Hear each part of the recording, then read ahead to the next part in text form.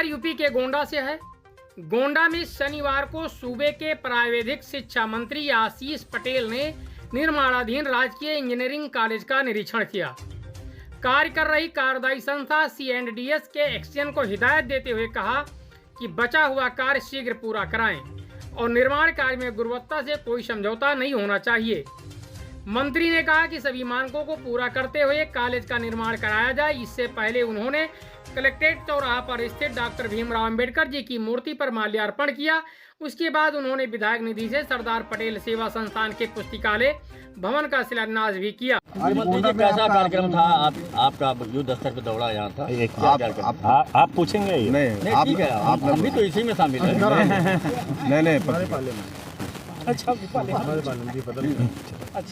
आज गोंडा दौरा था, कैसा दौरा था और कहाँ? देखिए, आज गोंडा दौरे पे मेरे कुछ राजनीतिक कार्यक्रम थे, कुछ सरकारी कार्यक्रम थे और कुछ सामाजिक कार्यक्रम थे। तो सामाजिक कार्यक्रम में एक सरदार पटेल संस्थान है, इसमें एक मेरी विधायक निधि से एक पुस्तकालय का जो है शिलान्यास किया गया है और इस पुस्तकालय के माध्यम से गोंडा ज़िले के बहुत सारे जो वंचित वर्ग के लोग हैं, उनके बच्चे हैं, उनको पढ़ाई के लिए सुविधाएं उपलब्ध हो पाएंगी। आप यहाँ पर गए थे पॉलिटेक्निक में भी निरीक्षण करने, वहाँ पर किस तरीके से वो रुका हुआ काम है? बजट नहीं, के अभाव में दिक्कत है, अभी नहीं कर ये जनवरी तक हम उसको लोकार्पण करा देंगे।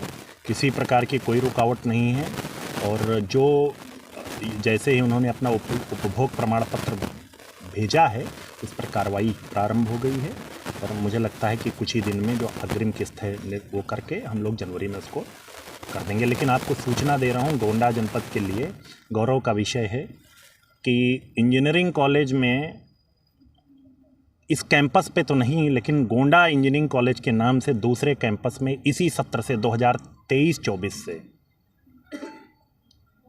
पढ़ाई प्रारंभ हो चुकी है और 24-25 से मैं उम्मीद करता हूं कि वो बच्चे अपने कैंपस में आकर के अपनी पढ़ाई करेंगे।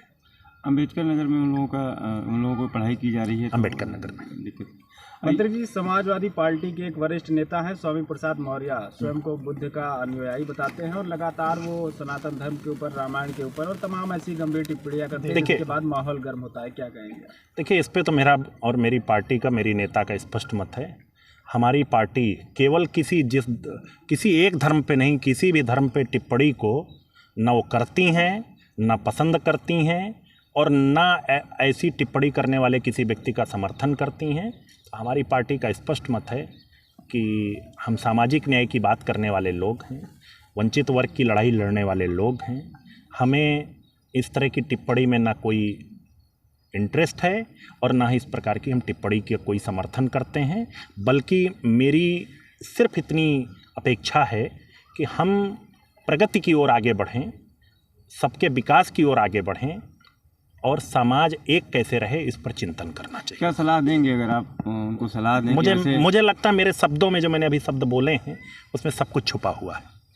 आप एनडीए के साथ हैं और जो इंडिया गठबंधन जिस तरह से है और सपा में, कांग्रेस में लगातार रार छिड़ी हुई है, चाहे विधानसभा चुनाव को लेकर, चाहे अब फिर से उन्होंने। देखिए, ये जगह ऐसे सवालों का नहीं है।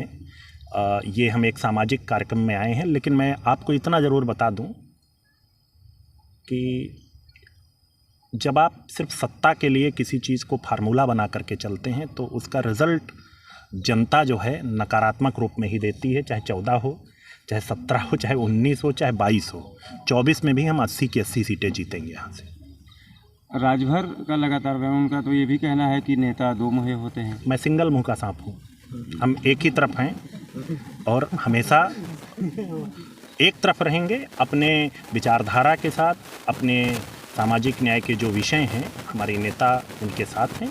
जब उन विषयों पर कोई परिवर्तन होगा, किसी प्रकार का वो होगा, तो हम लोग विचार करेंगे। लेकिन हम 2014 से एनडीए के साथ हैं और 2024 में भी हम एनडीए के साथ रहेंगे और प्रधानमंत्री मोदी जी को। लोकसभा चुनाव में इसके पहले भी आप लोगों की सीटों के बंटवारों को लेकर कभी न कहीं कुछ रस्साकसी या रार रही है। इस बार कितनी सीटों की मांग है? मुझे नहीं लगता है कि ऐसी कोई बात रही हो और अपना दल ने प्रगति ही की है।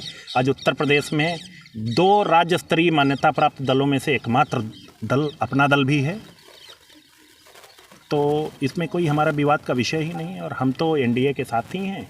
और मैंने अपना फिर भी बात रखी कि हमारी नेता जो सामाजिक न्याय के विषय उठाती रही हैं, उन विषयों को जब तक लॉजिकल एंड की तरफ ले जाया जाएगा और उन पे लगातार विचार करके हल की ओर ले जाया जाएगा, तब तक हमारे एनडीए के साथ कितने हैं। सीटों की मांग करेंगे यूपी में आपकी?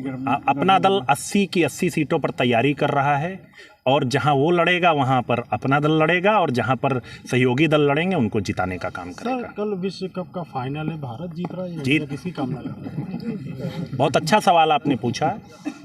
हर भारतीय व्यक्ति भारत की जीतने की कामना करता है।